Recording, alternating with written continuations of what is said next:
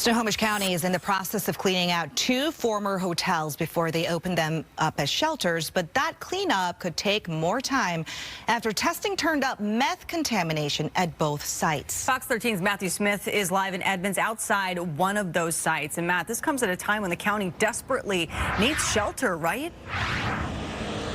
Well, I tell you what, the idea of how desperately they need that shelter space is pretty obvious when you hear the price tag for this hotel that is now blocked off by fencing. $9.1 million, although that sale price was dropped by $600,000 so it can cover the costs of the meth cleanup.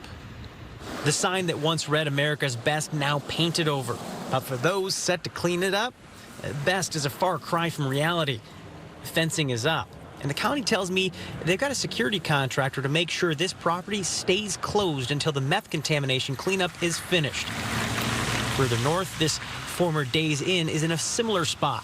The county telling me, quote, "We knew the project would include significant repair and renovation at both facilities, including any remediation efforts." And while they say they always plan to test both sites for meth, they decline to say what happened before they took ownership of the sites.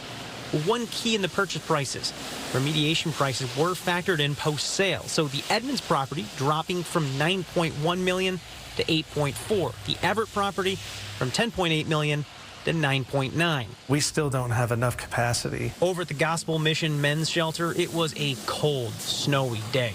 And their staff says moves by the county to get those shelters, really any shelter, up and online is desperately needed.